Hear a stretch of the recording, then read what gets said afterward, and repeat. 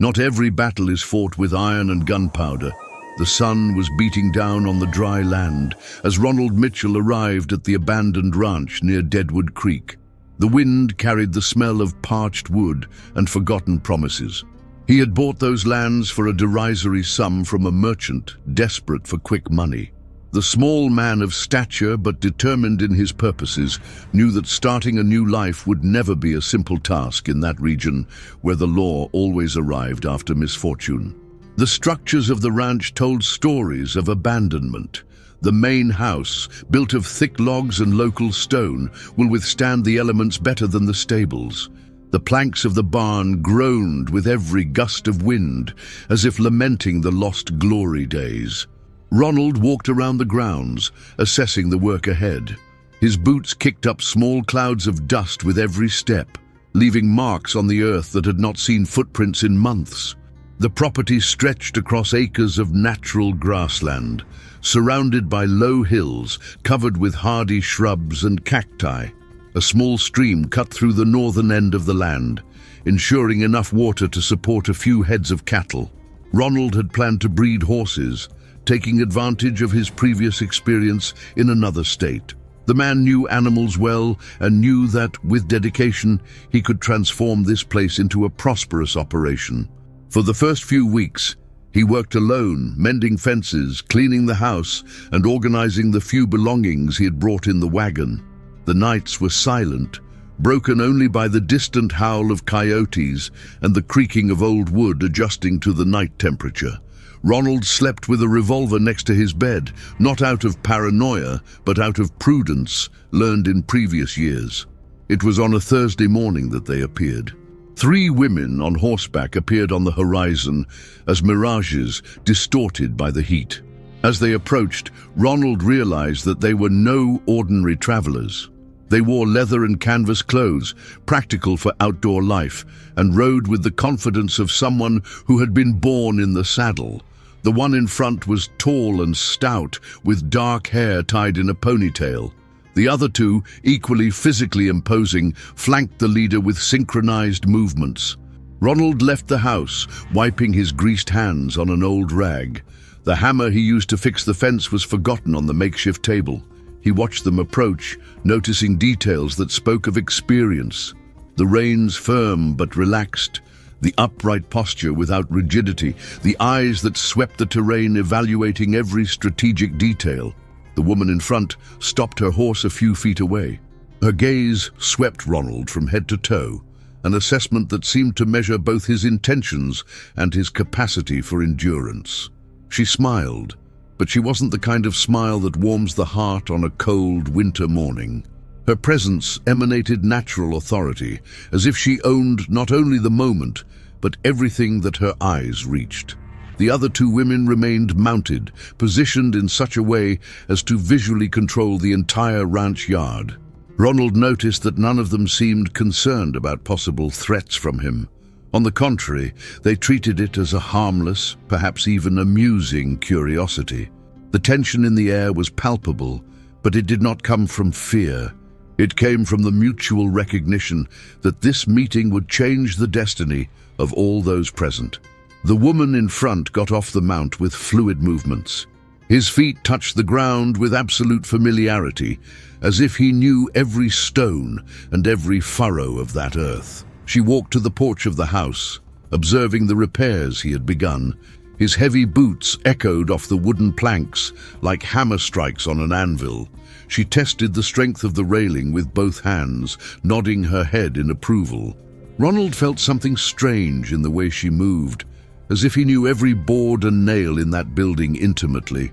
He had assumed that the ranch had been abandoned for years, but perhaps he had been mistaken about the details of the property. The woman touched the objects with the intimacy of someone who had been part of that routine, that life, that arid and forgotten piece of world. What followed was a revelation that fell on Ronald like a stone in still water.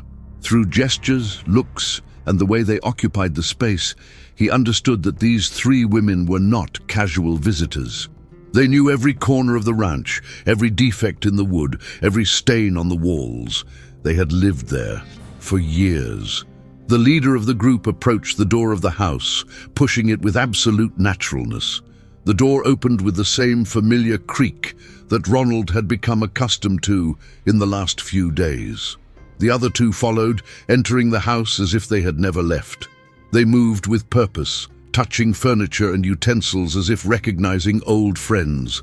The house, which he had begun to consider home, suddenly seemed too small to hold 4 people.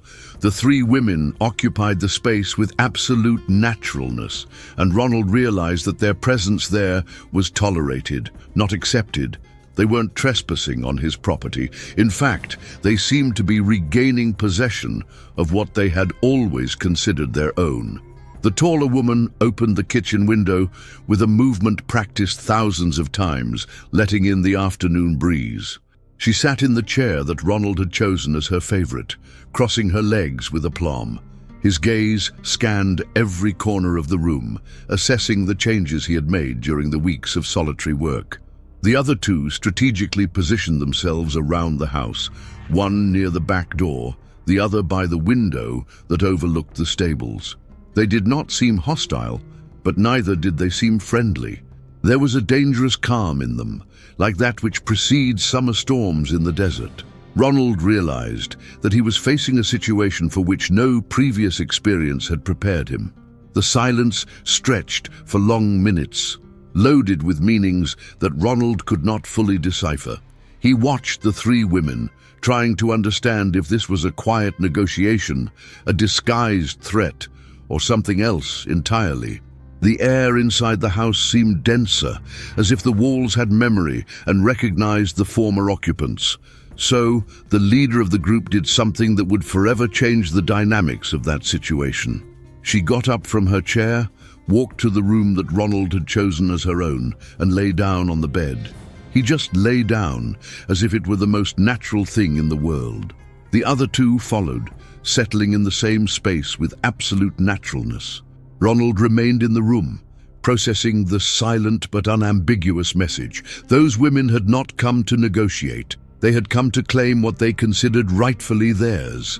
And that included not only the land, the house, and the stables, but also her bed, her space, her carefully planned new life. The little man realized at that moment that he had bought much more than land and buildings. He had bought into a situation that would test not only his courage, but his ability to adapt to a world where the normal rules of civilization did not seem to apply. The first night was an endurance test that Ronald didn't know he was doing. He had retreated to the barn, improvising a bed among bales of hay that smelled of better times. The sound of the 3 women settling into the house echoed through the ill-fitting planks of the walls. They moved with aplomb through the rooms, preparing dinner in the kitchen as if they had never left. The aroma of roast meat and strong coffee wafted through the barn, reminding Ronald that he hadn't eaten a decent meal in days. Martha Blackwood had naturally taken the lead in domestic operations. During the day, Ronald had watched her through the dusty window, organizing the pantry, fixing a loose hinge, and realigning the backyard fence with military precision. His hands worked with brutal efficiency, as if every movement was calculated to produce the maximum result with the least effort. Clara and Beth divided themselves between the stables and the fields. The first inspected every inch of the animal facilities, testing the resistance of the gates and examining the drainage system with an expert eye. Beth walked the boundaries of the property, checking out stone markers and assessing the state of the outer fences. Both worked in absolute silence, communicating only through precise gestures when necessary. Ronald tried to maintain his usual routine, but each task he started seemed to have already been taken on by one of the 3 women. When he went to the well to fetch water, he found Clara organizing a pulley system that would make the work more efficient. While trying to feed the 2 horses she owned, she discovered that Beth had already prepared fresh feed and checked the animals' hooves. The feeling of becoming superfluous in his own property grew with each passing hour. On the second day, things intensified unexpectedly. Ronald woke up to the sound of hammers and saws coming from the direction of the main house. When he left the barn, He found the three women building an extension on the porch. They had begun before dawn, and the project was already showing clear signs of becoming a permanent addition to the original structure. Martha commanded the operation with sure gestures, indicating measurements and angles, while Clara and Beth performed the cuts and fittings. They worked with perfect timing, as if they had done it hundreds of times before. The new wood contrasted with the faded tone of the original construction, but the techniques employed were identical to those used in the main building. The message was clear: they were not temporary visitors. Ronald approached the building, trying to understand the purpose of the extension. The new area would be large enough to accommodate several people, with windows strategically positioned to allow a full view of the surroundings. It wasn't just a functional improvement, it was a declaration of permanence and territorial control. During the afternoon, he decided to ride to the nearest town to investigate the legal status of his property. The 3-hour journey through the desert gave him time to organize his thoughts and plan a strategy. He needed to find out who these women were and what rights, if any, they had over the ranch. The town of Broken Mesa was little more than a main street lined with wooden buildings worn out by time and the elements. The registry office operated in a cramped room at the back of the general store, run by an elderly man named Thomas Garrett. His thick glasses and trembling hands inspired little confidence, but they were the only legal remedies available in an area of 50 square miles. Garrett examined Ronald's papers with exaggerated care, turning each page multiple times and muttering incomprehensible remarks. The process dragged on for more than an hour, during which Ronald drank 3 cups of bitter coffee and watched flies buzzing around a cracked window. When he finally finished the analysis, Garrett removed his glasses and wiped the lenses with a dirty cloth. His expression was hard to interpret, a mixture of embarrassment and genuine concern. He opened a dusty file and extracted a series of documents that looked older than those presented by Ronald. The revelation was devastating in its simplicity. The lands had been sold twice. 5 years earlier, a man named Jacob Whitmore had sold the property to the Blackwood sisters for a considerable sum. The contract included not only the land, but also mineral rights and permanent use of the existing structures. 3 months later, the same Jacob Whitmore had sold the same property to a cattle trader named Henry Peterson. Peterson never occupied the land, keeping it as a speculative investment while the Blackwood sisters built and improved the property. When Peterson decided to liquidate his assets the previous year, he sold the ranch to another merchant, who in turn sold it to Ronald. None of the subsequent transactions mentioned the existing occupation or women's rights. The legal situation was a tangle with no clear solution.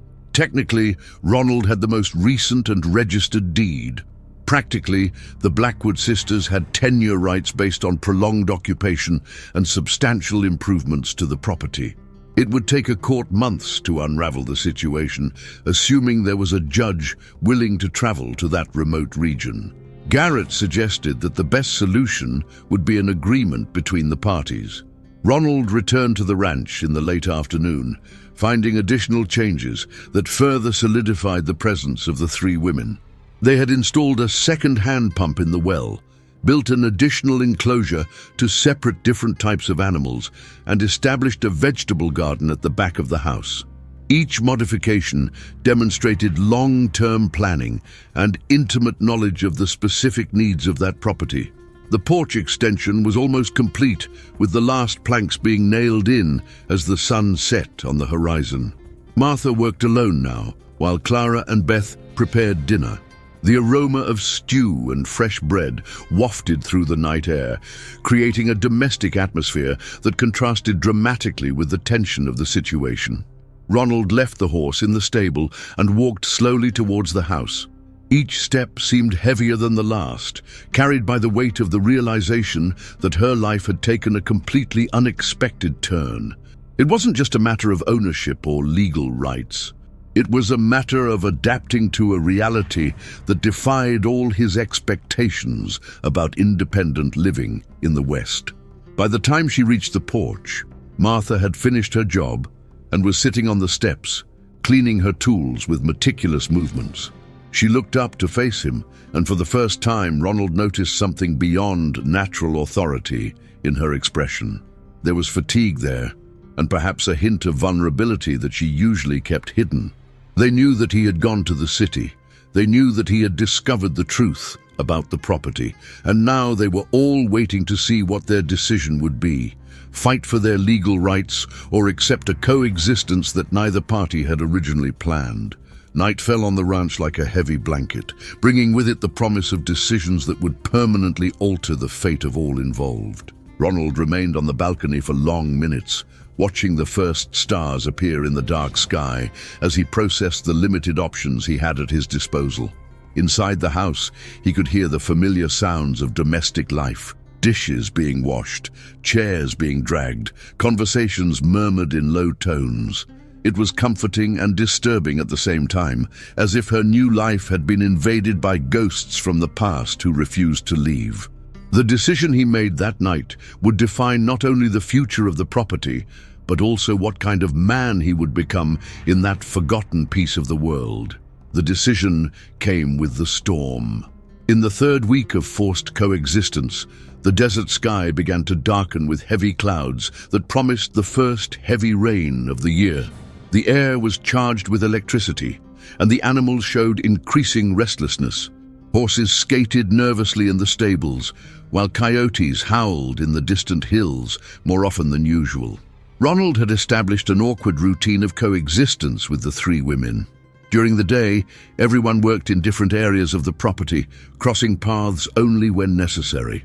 The nights were spent in tense silence, he in the barn, they in the main house. No one mentioned the legal situation or discussed future plans. It was as if everyone was waiting for time to naturally resolve the impasse. But time, Ronald had learned, rarely solves anything in the desert. The storm arrived at dawn on Thursday with violence typical of the region. The winds hit the ranch like invisible fists, causing the structures to groan and creak under the pressure. The rain did not come gradually. It plummeted from the sky in brutal torrents that turned the dust into mud in a matter of minutes. Ronald woke up to the sound of wood breaking. One of the beams of the barn had given way under the force of the wind, and part of the roof had detached, letting the rain freely enter his makeshift refuge. He quickly stood up, scooping up his few belongings as icy water poured through the gaps in the roof. When he left the barn, he found a scene of increasing devastation. The wind had knocked down a large tree near the stables, and its branches partially blocked the main door. The horses neigh in panic, trapped in a structure that threatened to collapse at any moment. It was then that he saw the three women leaving the main house. Martha, Clara, and Beth walked through the storm as if it were just a summer rain. His clothes were soaked, but his movements remained firm and decisive. Martha went directly to the stables, while Clara ran to check the fence that protected the horses in the pasture. Beth disappeared in the direction of the well, probably to ensure that the pump would not be damaged by the flood. Ronald hesitated for a few seconds, observing how efficiently they responded to the crisis. Then, something changed inside him. Perhaps it was the instinct for preservation, or simply the realization that property issues mattered very little when everything threatened to be destroyed by the fury of nature. He rushed to help Martha with the horses. Working side by side during a storm revealed aspects of the three women that Ronald had not noticed before. Martha was not only authoritarian, she was genuinely competent, making quick decisions based on real experience. Clara possessed impressive physical strength, but also delicacy to deal with frightened animals. Beth demonstrated technical knowledge of drainage systems and structures that surpassed what Ronald would expect from anyone in that region.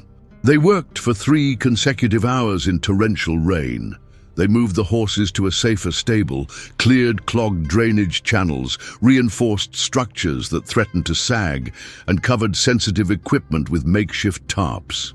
No one stopped to rest. No one complained about the cold or exhaustion. When the storm finally subsided, the 4 of them were soaked, exhausted, and covered in mud. But the ranch had survived largely intact, thanks to the combined efforts of people who, a few hours earlier, had barely spoken to each other. It was Martha who broke the silence first. She walked over to Ronald, who was leaning against a fence fixing a damaged gate. Their approach lacked the intimidating authority of the earlier days. There was something different about his posture, an opening he hadn't seen before. She stopped a few steps away, studying the work he did with his own hands. Then she did something completely unexpected. He reached out to help him lift a heavy beam that needed to be repositioned. The simple gesture carried complex meanings. It was an acknowledgement that he belonged there as much as they did. It was an offer of partnership based on mutual competence, not on legal rights or historical claims. It was, above all, an admission that the situation required practical solutions, not ideological battles. They worked together for the rest of the morning, repairing damage caused by the storm. Clara and Beth joined the effort, and for the first time since they had arrived, the four of them functioned as a coordinated team. There was no dispute for leadership or competition for territory. There was only work that needed to be done, and competent people willing to do it. Over lunch, prepared together in a kitchen that suddenly seemed big enough for everyone, Ronald finally understood the true nature of the test he had passed. It was not a question of who legally owned the property. It was a question of who was willing to take responsibility for taking care of her. The three women had not come to kick him out or intimidate him. They had come to see if he was the kind of person who deserved to be accepted into a community they had built with sweat and determination. The storm had been the catalyst that turned antagonists into allies. That afternoon, as the sun shone again on the wet earth, Ronald made a decision that would change his life forever. He would not try to expel women or claim exclusive rights to property. Instead, it would propose a partnership based on equal contributions and shared responsibilities. When he approached the main house to communicate his decision, he found Martha sitting on the new expanse of the porch, watching the sunset tint the sky golden. She showed no surprise when he approached. In fact, he seemed to be waiting for that conversation. Ronald sat next to her, contemplating the landscape that stretched beyond the boundaries of the property. The desert looked different after the rain, greener and full of possibilities. It was as if the storm had washed away not only the accumulated dust, but also the tensions and misunderstandings that had dominated the previous weeks. The understanding between them grew in the shared silence. They did not need contracts or legal documents to establish the terms of their coexistence. They just needed mutual respect and recognition that some things in the world work better when shared than when disputed. When Clara and Beth joined them on the porch, bringing fresh coffee and homemade cookies, Ronald knew he had found something he didn't even know he was looking for. It wasn't just a place to live or an estate to develop. It was a chosen family, forged by circumstances and tempered by the adversities of the desert. The fourth person he had become that afternoon was someone his old acquaintances would hardly recognize. He was someone willing to share not only responsibilities and profits, but also dreams and hopes. It was someone who had learned that sometimes the best way to own something is to share it with people who value it as much as you do. The ranch would remain his home, but now it would also be their home, and this difference would transform everything that was to come. 6 months later, the ranch was thriving like never before. The partnership that had been born out of necessity had become an efficient and profitable operation. The horses bred by Ronald have gained a reputation in the region for their quality and docile temperament. The garden tended by Clara provided fresh vegetables to 3 neighboring cities. The cattle Beth managed had multiplied beyond the most optimistic expectations. Martha coordinated sales and negotiations with the skill of someone born for commerce. What impressed the visitors most was not only the prosperity of the business, but the harmony with which the 4 partners worked together. Each had found their natural place in the group dynamics, contributing unique skills without competing for authority or recognition.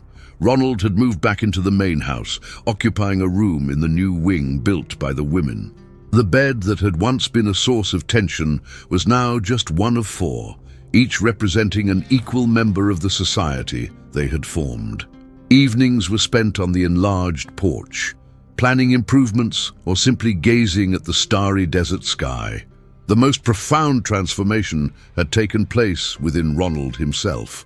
The shy, insecure man who had arrived in those lands 6 months earlier had given way to someone confident in his abilities and sure of his place in the world. He spoke authoritatively about horses and business, but he also knew when to listen to the advice of the partners who had taught him so much about life in the West.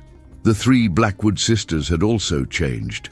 The defensive toughness they had shown on their first date had softened, revealing women capable of kindness and genuine humor.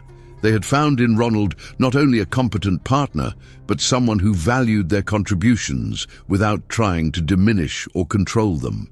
One Sunday afternoon, as they watched the horses grazing peacefully in the green fields born of the recent rains, Martha made an observation that perfectly summed up their journey.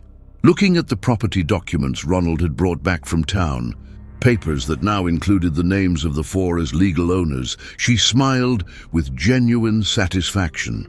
The legal battle had been resolved through an agreement that recognized the rights of all involved, but that no longer mattered as much as before.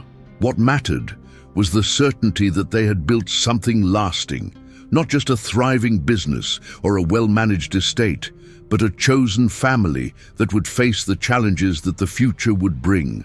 They had learned that some of the best things in life cannot be possessed individually. They need to be shared, to be truly appreciated. Ronald gazed at the horizon where the sun was beginning to set, painting the sky in the familiar colors of the end of another productive day. Clara prepared dinner in the kitchen. Beth organized the tools in the barn. Martha calculated the week's profits. Everything was in its proper place. The bed that had once symbolized dispute now represented unity.